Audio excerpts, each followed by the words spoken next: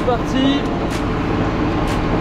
Bon, c'est frais, mais c'est pas trop gras non plus. Le monde de limaces.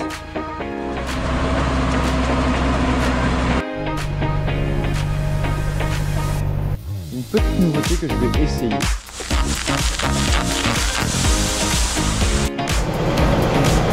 Tout à l'heure, on a eu une sacrée frayeur. Dernier passage pour les pommes de terre.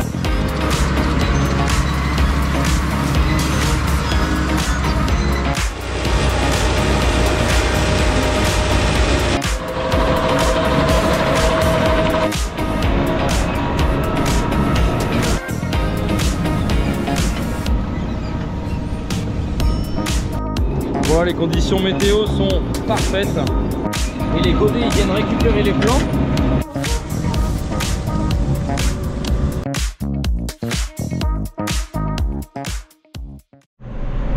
Salut à tous, c'est Clément Maraîcher du Nord, on se retrouve pour une nouvelle vidéo. On est le mercredi 8 mai et ouais, quel meilleur moyen que de commémorer l'armistice avec le dur labeur.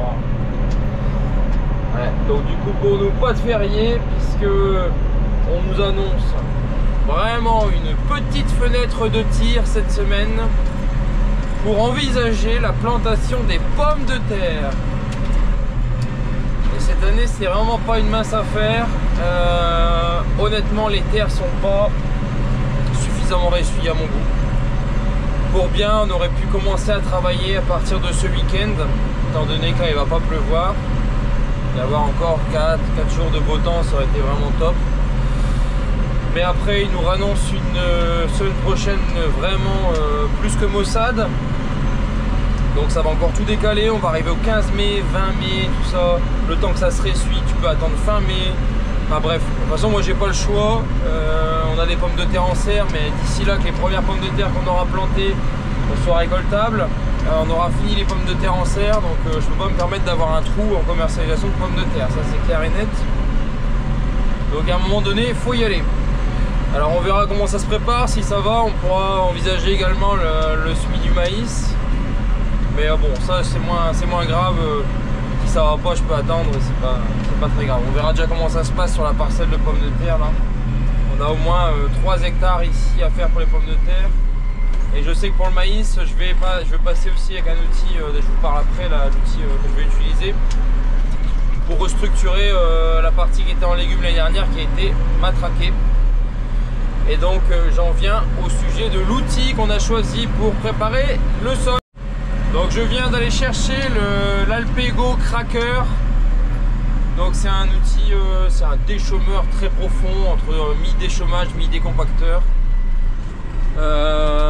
J'avais le choix en fait, soit je faisais ça, soit je labourais. Alors les intérêts de cet outil sont différents selon ce que je vais faire. En pommes de terre, je suis après blé, sur une structure qui était très bonne, des rendements qui étaient très bons, donc ça veut dire que le système racinaire il a pu se développer facilement, la structure est donc bonne. Le seul truc c'est que pour la pomme de terre, il faut du fond. Il faut aller chercher, il faut ameublir sur la profondeur pour pouvoir créer une grosse butte de terre autour de la pomme de terre.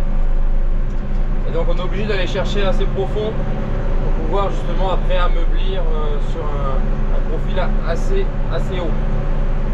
Tandis qu'après sur maïs, quand la structure est bonne en dessous, j'ai pas l'intérêt d'aller chercher, d'aller décompacter profondément.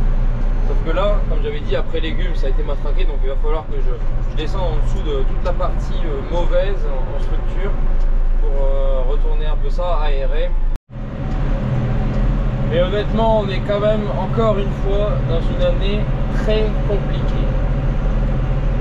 C'est assez usant. Nous, dans des terres qui réussissent pas forcément très bien, c'est des sols principalement drainés.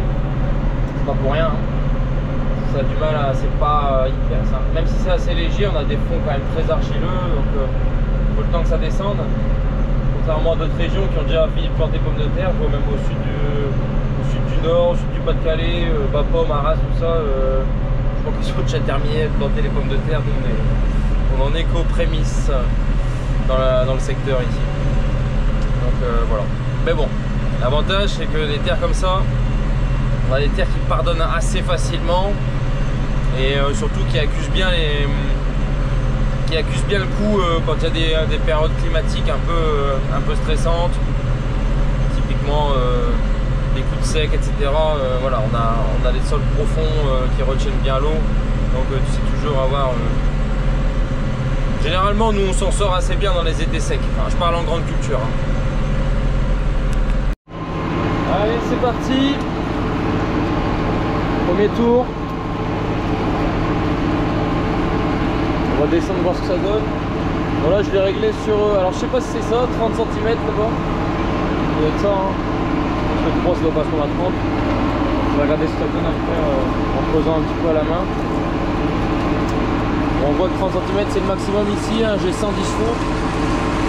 Bon, généralement, ceux qui utilisent ce genre d'outils en 3 mètres, ils ont plus 160, 180 chevaux.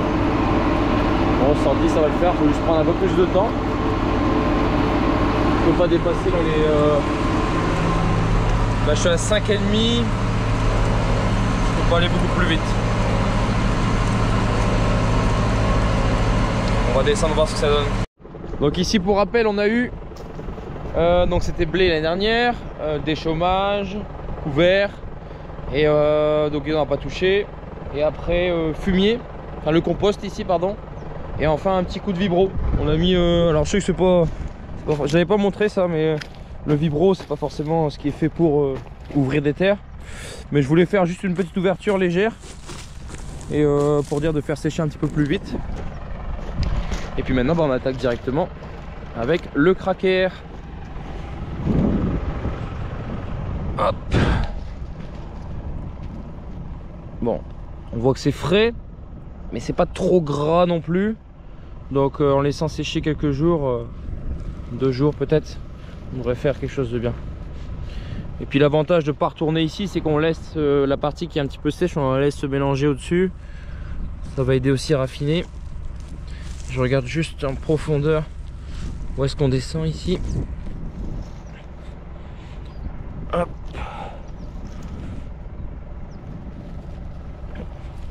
Ouais, sur les passages dedans, on a les passages dedans à côté. Bon, on a les ailerons hein, qui doivent chambouler un petit peu aussi, mais on voit quand même qu'il y a des points encore un petit peu durs à côté, entre les dents quoi. Mais ça c'est pas très grave. Après il y aura encore la rotative avec le décompacteur.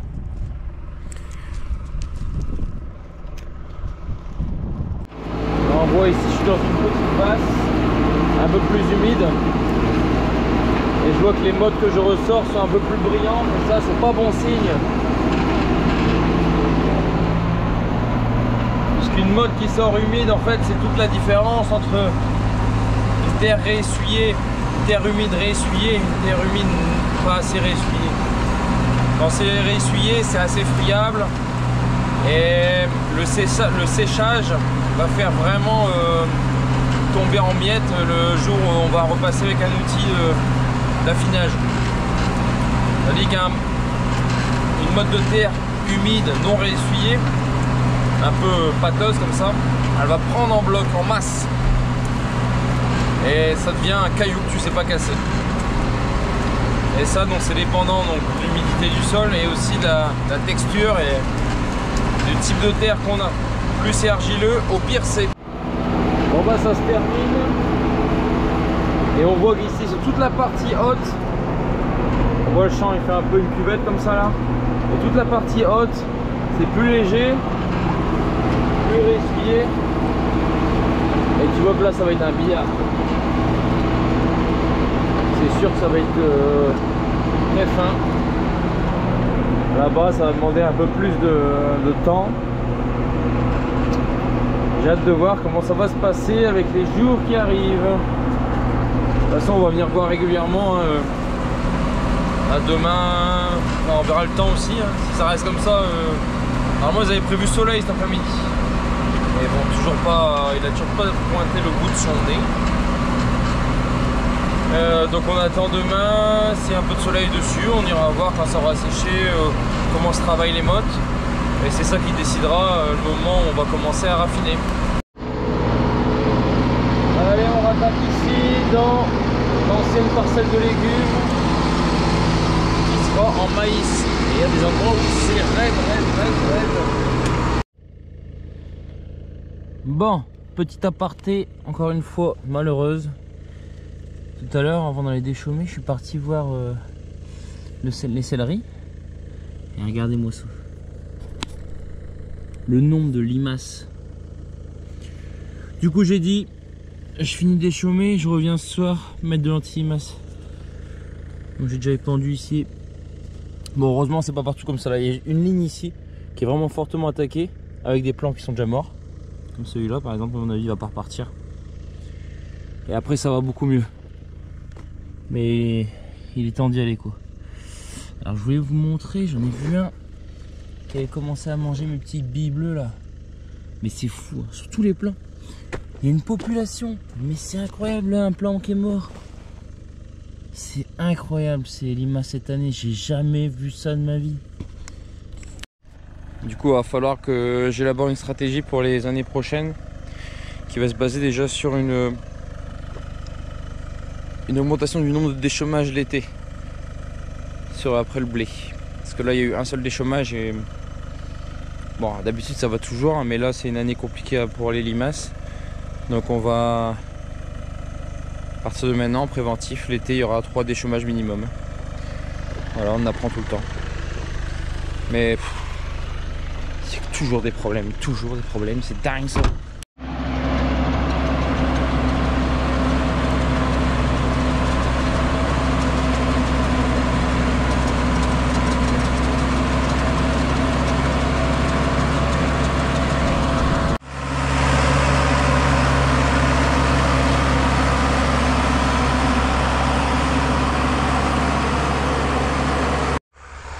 Allez, on se retrouve aujourd'hui pour la partie affinage de la terre avec plusieurs étapes. Alors déjà hier je vous ai pas montré, j'ai épandu des engrais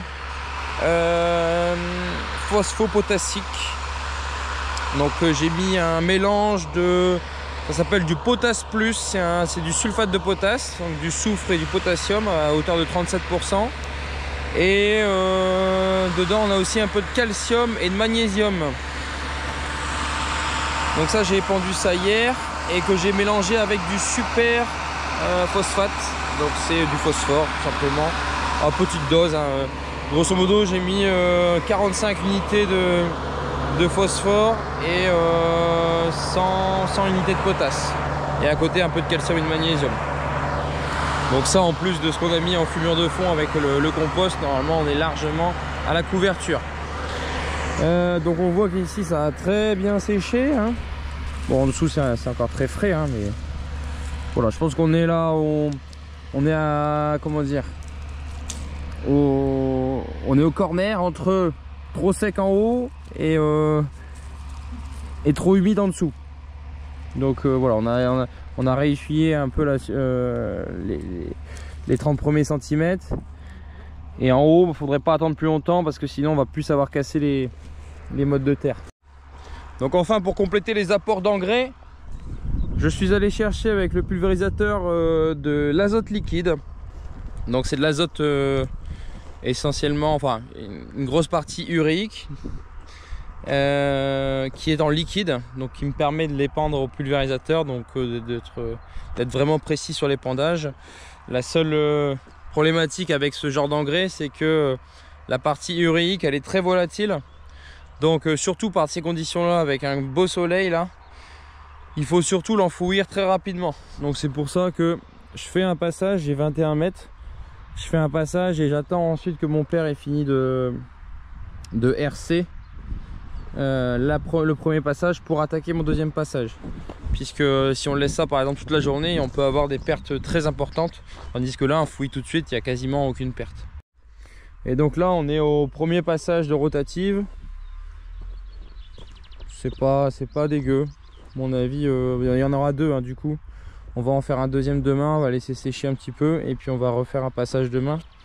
Mais déjà là je vois que ça va le faire, quoi. Il y a quelques mottes, mais en même temps on passe assez vite. C'est pour dire de bien enfouir l'engrais et puis commencer à raffiner.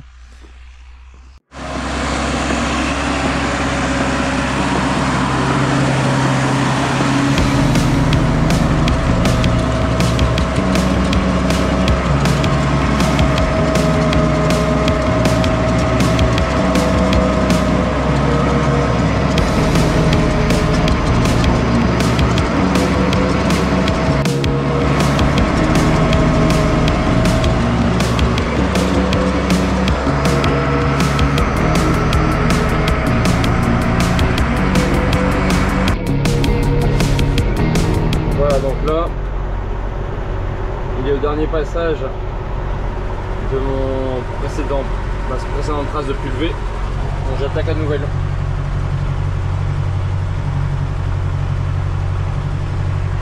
Et là je suis à 500 litres, on voit pas bien, 500 litres hectares. Donc 500 litres de solution 39. On fait 5 x 4, 20, un petit peu moins de 200 unités d'azote. Donc normalement là, 200 unités d'azote plus la fumure, on est censé être très large. Et le temps qui passe ça, ce qui est bien c'est que je suis à côté de la ferme, du coup je vais pouvoir aller faire autre chose.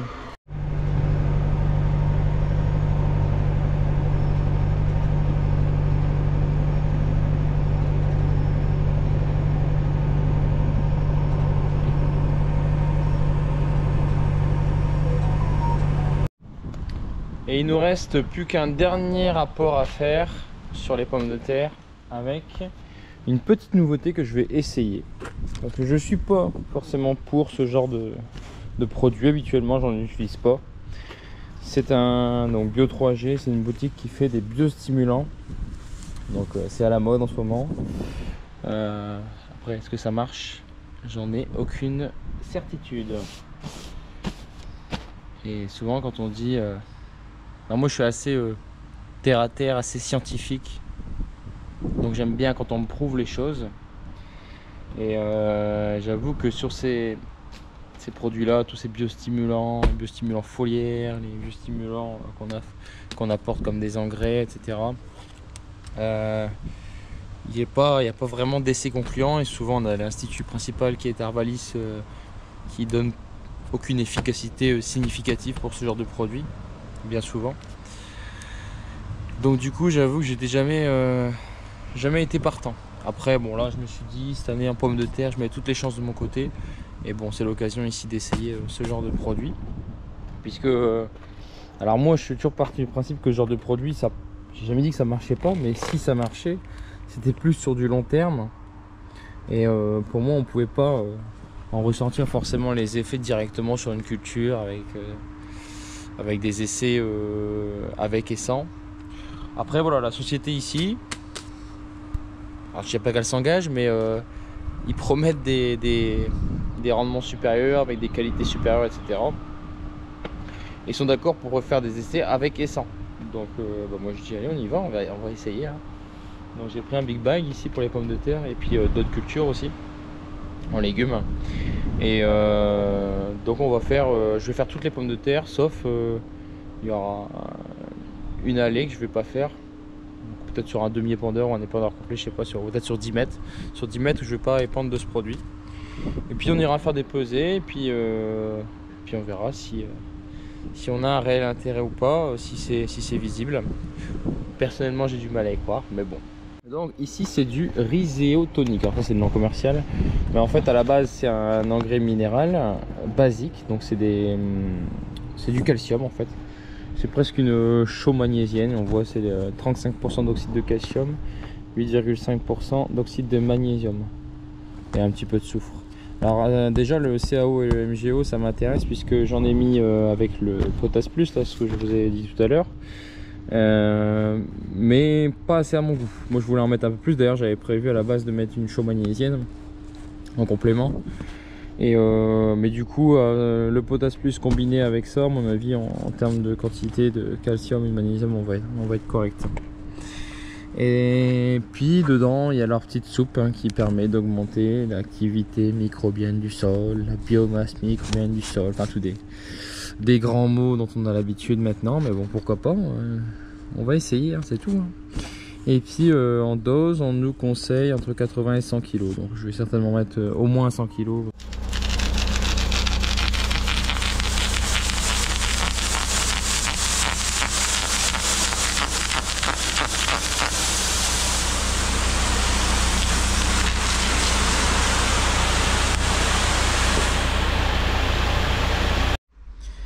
Et vu que j'ai pas de pesée embarquée là-dessus, c'est-à-dire que j'arrive pas à calculer en direct live la quantité que j'ai pas. Je suis obligé de me fier à des abacs, donc j'ai le bouquin de l'épandeur, mais il y a aussi maintenant l'application, enfin depuis un bout de temps, l'application Fertitest qui marche très bien.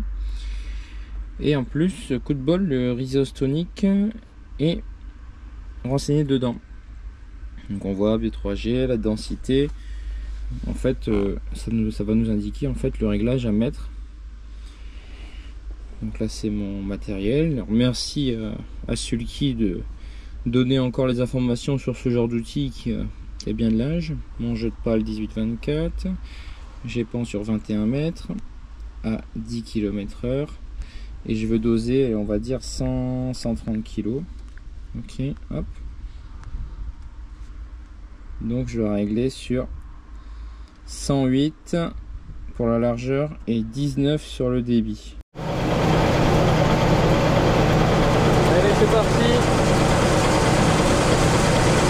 Donc là je fais la première travée du bord. La deuxième pour rester dans la même variété, pour pouvoir comparer à variété égale. C'est pas toute la longueur, je vais pas épandre sur la moitié de l'épandeur, sur 10,50 m en fait. Et tout le reste après je vais épandre.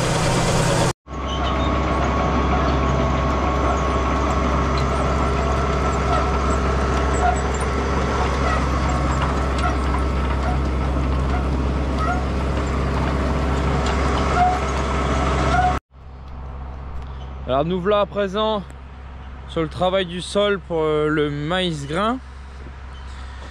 Donc c'est prévu également pour ce week-end aussi, le semis. Donc toujours réalisé par une entreprise de travaux agricoles. Bon ici je vous ai pas montré le raffinage sur l'autre parcelle. Bon ça allait plutôt bien, sauf la partie forcément argileuse au fond qui était très mal ressuyée, où là bah, je savais que ça allait être du mauvais boulot, mais bon c'est comme ça, on va pas s'arrêter juste pour une petite partie de la parcelle. Ici c'est un petit peu plus compliqué. Alors ça dépend les zones aussi. Je suis sur le haut, donc c'est plutôt de la terre, c'est une dominante limoneuse, donc plutôt facile à travailler. Et on le voit, c'est correct, c'est prêt à semer quoi. Tandis qu'en bas, il y a plus d'argile. Le sol est moins bien structuré. Alors, il y a quelques endroits qui ont été matraqués aussi par le passé, donc c'est des choses qu'on retrouve accumulées. Ça fait que voilà, on a une moins bonne structure. Et au moment du passage de la rotative, on garde encore pas mal de blocs.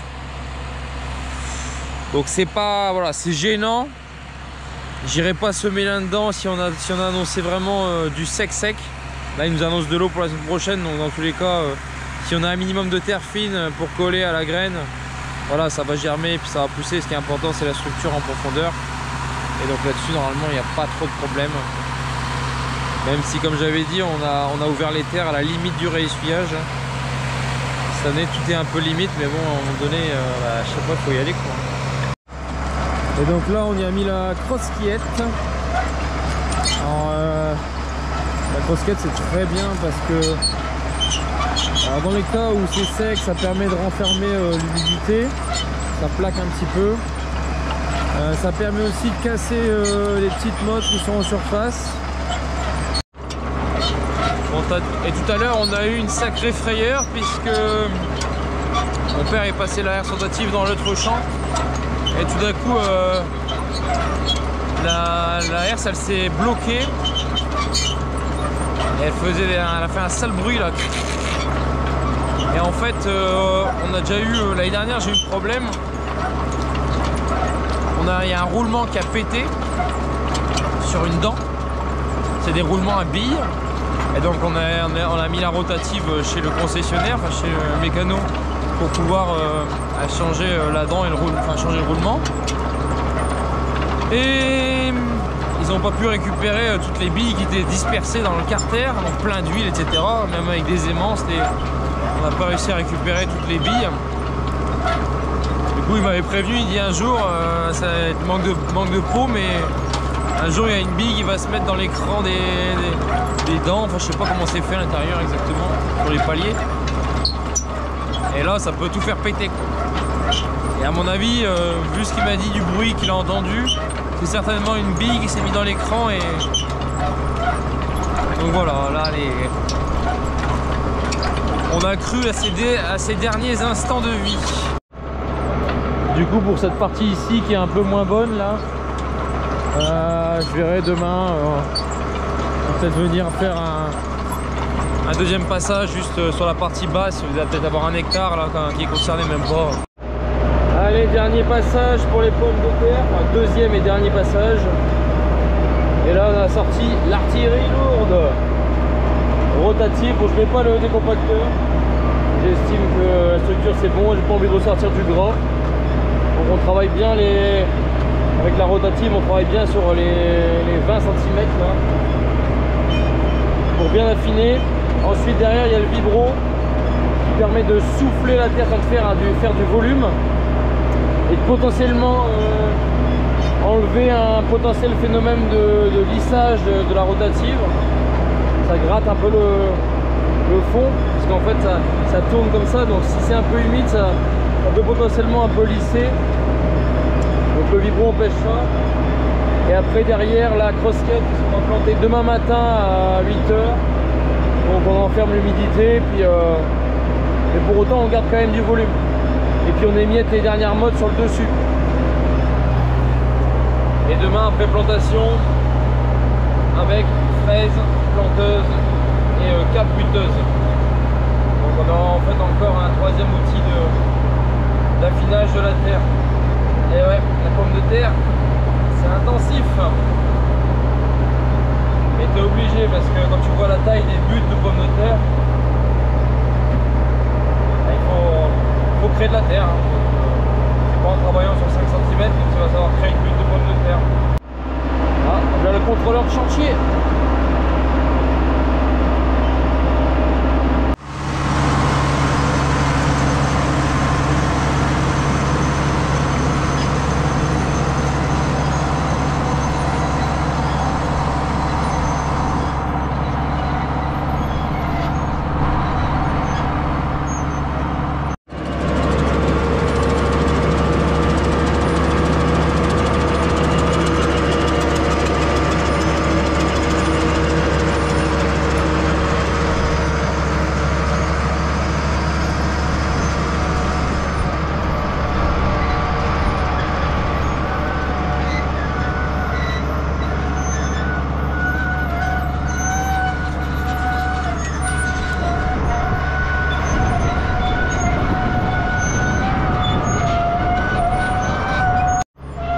Bon bah ça se termine tranquillement, le temps de faire l'allée pour aller jusqu'à la ferme là, posé sur la crossquette. On profite de la vie aussi un petit peu quand même. Ouais, donc du coup le temps de faire l'allée, je vous explique un peu les variétés qu'on va planter. 5 variétés, peut-être 6, c'est ça. Donc d'abord on va planter, la majorité ce sera les binch, on va commencer par les binch en calibre 28-35, donc 28 à 35 mm. C'est important d'avoir un calibre homogène, c'est pour ça que souvent il y a des classes, des catégories de calibre, 28-35, 35-45, 35-50, pour permettre d'avoir un calibre homogène. Et donc du coup on définit la densité de plantation, la distance entre deux plants dans la butte en fonction de ce calibre, puisqu'une petite pomme de terre va faire moins de germes qu'une grosse pomme de terre en principe. Donc du coup des grosses pommes de terre on les espace un peu plus. Donc du coup en binch on a du 28-35 et on va les mettre à 34 cm, hein, 34-35 cm. Donc c'est un peu beaucoup pour ce calibre là. Généralement ceux qui sont en 28-35 ils vont planter ça à 30-32 cm d'écartement sur le rang et toujours 75 cm entre les deux buts. C'est un peu beaucoup 35 parce que on fait le choix d'espacer plus parce que la binch a une faculté à tubériser un peu plus que les autres. C'est-à-dire qu'avec un seul plant de pomme de terre, elle va faire plus de tubercules. Et on pourrait croire que c'est un avantage, mais en fait c'est plutôt un inconvénient, c'est plutôt un défaut de cette pomme de terre, c'est-à-dire qu'elle fait trop de tubercules. Et donc du coup c'est au détriment du calibre. Donc ce qu'on fait c'est qu'on espace plus pour avoir moins de pommes de terre au mètre, en fait moins de tubercules, et donc du coup moins de concurrence et potentiellement plus de calibre, parce que ce qu'on va rechercher en binge, c'est d'essayer d'avoir du calibre, ce qui est très compliqué avec cette variété ancienne, et c'est pour ça que d'ailleurs il n'y en a plus beaucoup qui mettent cette variété là, parce que c'est assez compliqué à avoir du calibre. Ensuite on va partir sur des chairs fermes.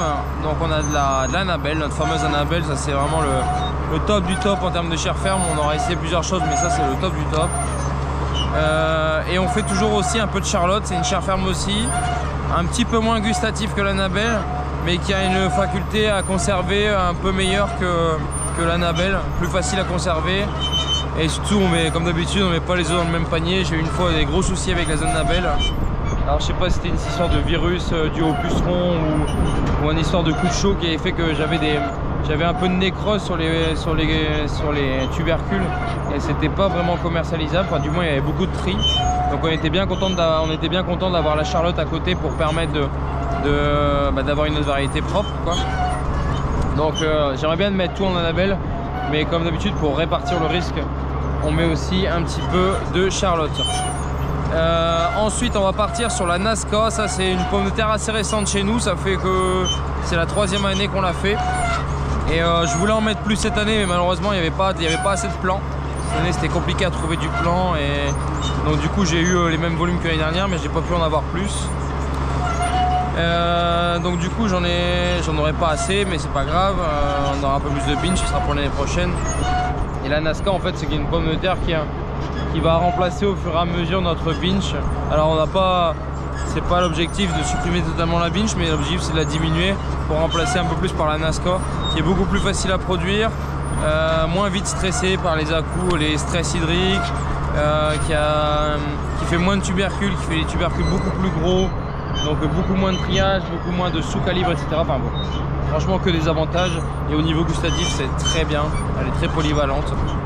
Aujourd'hui il y a même on a des clients qui préfèrent carrément celle-là par rapport à la binge. Donc voilà, ça c'est vraiment une bonne trouvaille. Et enfin, on finira par les hâtives, les Adora. Donc ça c'est les très précoces. Je crois que c'est une des pommes de terre les plus hâtives, et qu'on va mettre sur la fin ou sur les fourrières.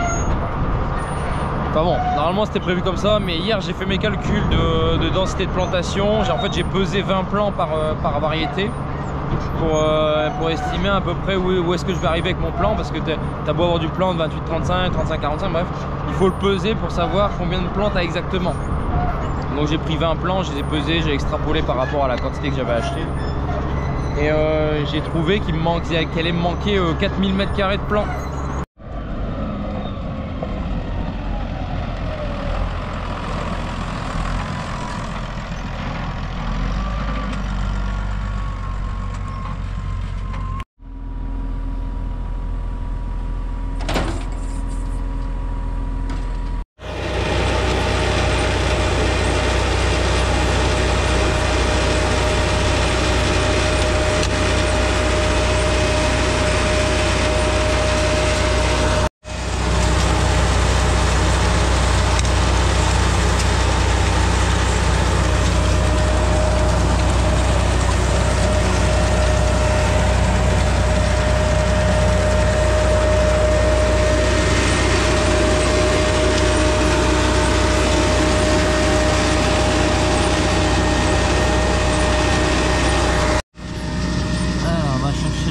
Ici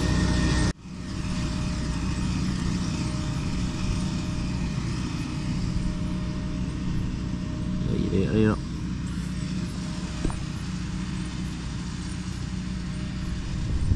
On voit que c'est plus fin, donc là c'est un peu plus profond tout à l'heure, mais bon, généralement, enfin globalement la préparation est assez moteuse, donc du coup on met quand même pas mal de pression sur l'élément, de sorte de rester dans le frais, même s'ils annoncent de l'eau, jamais.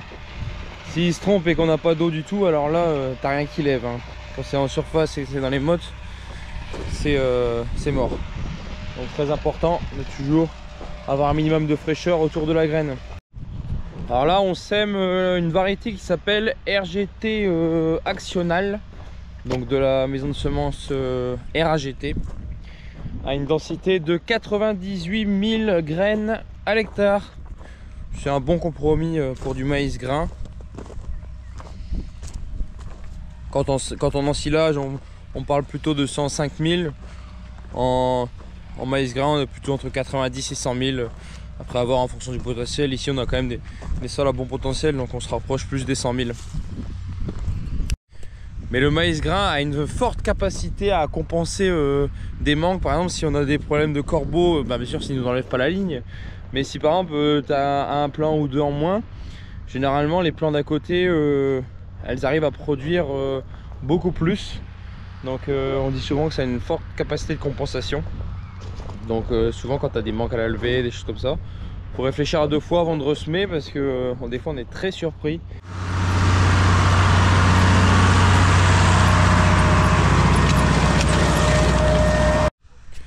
Donc le RGT actionnal, c'est un indice de 240 je crois, enfin entre 240 et 260. Alors nous dans notre région c'est à peu près la norme, sur des maïs grains on va se situer entre 200, 220 et 300. Après avoir en fonction de la date de semis aussi. Je sais qu'on peut, moi c'est pour du maïs grain en pâte humide. Donc normalement c'est pour vendre à quelqu'un qui a des cochons et du coup qui broie le maïs humide pour en faire de la pâte. Et du coup humide, c'est à dire c'est autour de 35% d'humidité, ce qui permet de le récolter quand même plus tôt qu'un maïs grain qu'on va avoir pour objectif de l'utiliser en sec. Où là on va chercher à descendre en humidité, du coup on va battre beaucoup plus tard. Donc là on est sur un indice 240 et jusqu'à là ça fait 3-4 ans maintenant que je travaille avec du Volnay de Chatevanta. C'est une super variété, franchement c'était ma top variété quoi, que j'adorais, que ce soit en vigueur, que ce soit et surtout en rendement quoi, vraiment assez impressionnant. Cependant c'est un indice 280, même 280, un bon 280 bien tapé. Et l'année dernière en fait si j'ai eu tous ces problèmes avec le maïs, c'est parce que j'ai eu cet indice là quoi. On n'a pas semé hyper précocement l'année dernière, on a eu un peu les mêmes conditions que cette année. Enfin, cette année c'est bien pire. Et du coup on a semé assez tard et après on a eu toutes ces trompes d'eau à l'automne qui ont fait qu'on n'a pas su récolter dans les bonnes conditions et du coup on a récolté en janvier. Et du coup ça m'a amené à une réflexion. C'est toujours pareil, on regarde toujours l'année précédente pour faire les choix sur l'année suivante. C'est pas forcément une bonne solution, mais toujours est-il que ça m'a amené une réflexion. C'est que certes on va chercher les indices supplémentaires parce que potentiellement on a un meilleur rendement. Sauf que moi aujourd'hui le maïs c'est clairement pas l'objectif numéro 1. Aujourd'hui le maïs c'est plutôt une culture dans la rotation. Et l'objectif surtout c'est d'essayer de le battre le plus tôt possible pour être dans des bonnes conditions de battage et pas abîmer les sols quoi. Derrière il y a plus de facilité à reprendre pour par exemple mettre des pommes de terre ou une autre culture ou même du blé quoi. Mais voilà, donc c'est tout, on va baisser un peu en indice, on baisse peut-être un potentiel de rendement.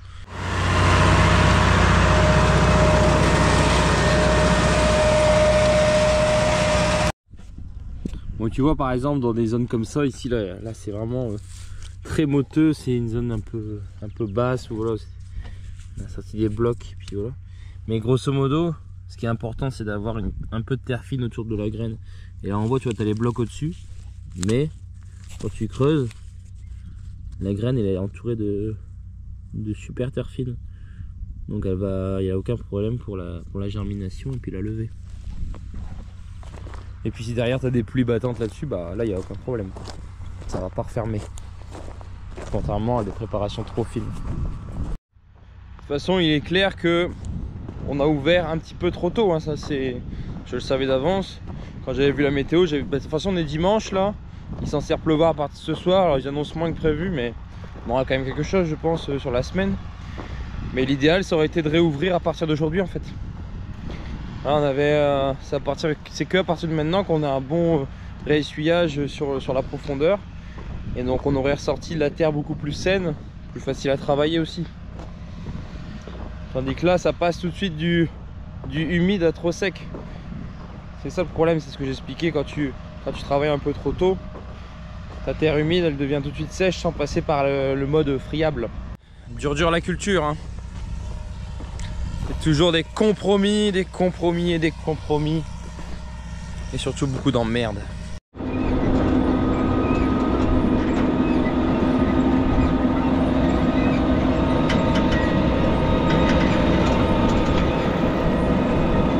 Et deuxième chantier de la journée, on attaque les pommes de terre avec Marc, l'entrepreneur de travaux agricoles, qui vient avec du coup une fraise à l'avant, donc une fraise pour affiner. Même principe qu'une rotative, sauf que l'axe de rotation n'est pas le même. Ça tourne comme ça et ça raffine encore mieux qu'une rotative. Ensuite on a la planteuse et ensuite on a une cape derrière qui vient comprimer la butte pour bien lisser la butte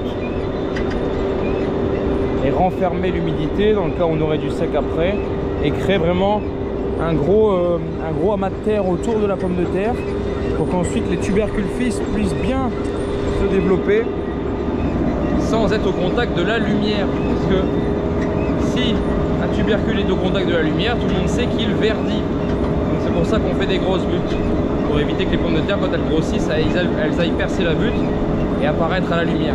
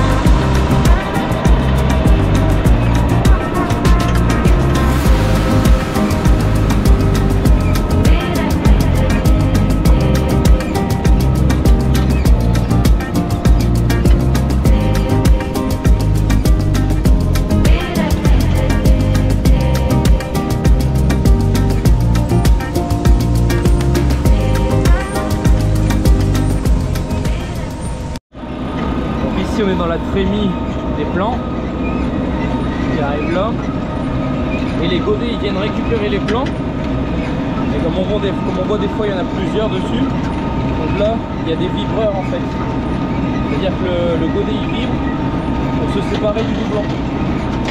Voilà, et des fois ça marche pas toujours, mais parce que là c'est du petit plant donc c'est pas facile, mais globalement le taux de réussite est plutôt bon.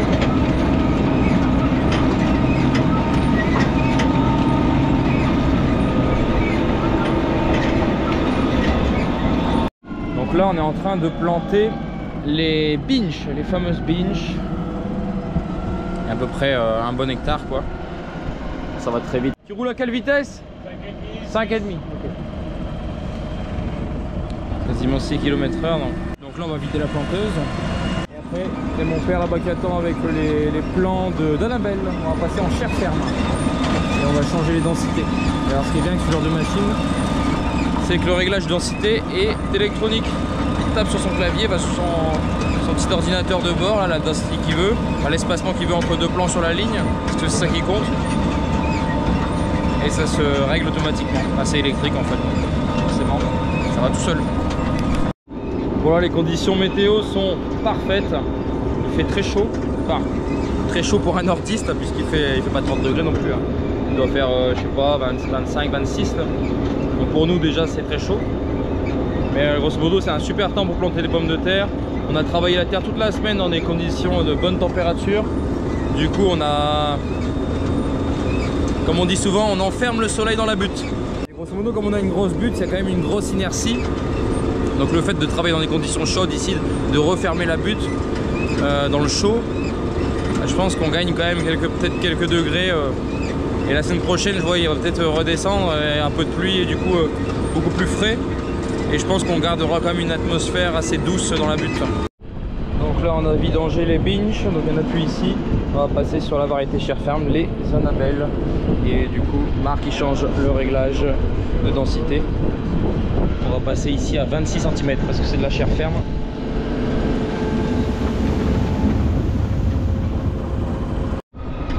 Là où c'est plus léger, les buts c'est taloché quoi.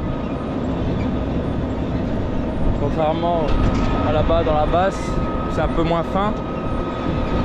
Ici c'est vraiment top du top. Bon là ici avec les Charlottes c'est la merde. On a enlevé les vibreurs mais les plans sont beaucoup trop gros cette année. Du coup il y a pas mal de montants. Bon, heureusement il n'y en a pas beaucoup. Allez, Charlotte terminée, on revient à vide pour aller chercher les Nazca.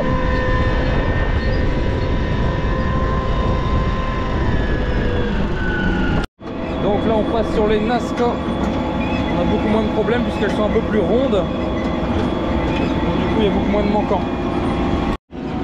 Bon là on voit le bout. On enchaîne ici avec de la Gélie. Alors ça je l'avais pas acheté. J'ai repris les densités de plan. Donc comme j'avais dit, il me manquait, je savais qu'il allait me manquer du plan. Donc j'ai été en chercher ailleurs. D'ailleurs chez le père de Franck, notre salarié. Il avait fini de planter ses patates, lui il met de la Gélie. Et il lui restait du plan. Donc je lui ai racheté ça. Ça nous permettra de finir la parcelle. Et il ne restera plus que les hâtives à mettre, les Adora.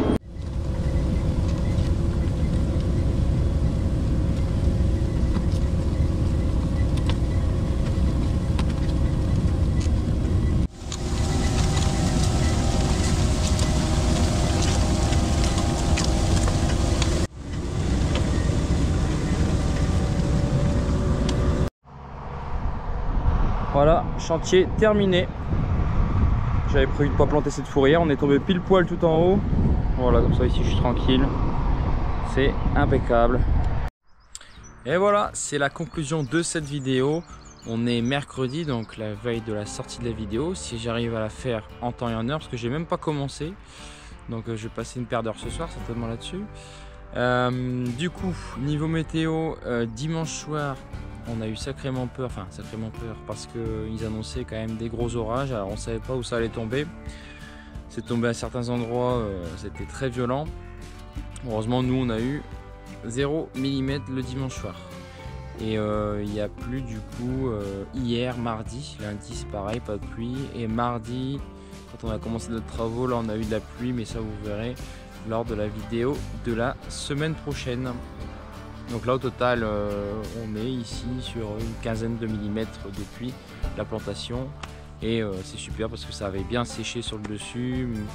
Donc du coup la pluie n'a pas du tout impacté. En plus on a eu une pluie assez douce pour l'instant, assez fine. Donc vraiment pas de phénomène de battance. Donc ça c'est vraiment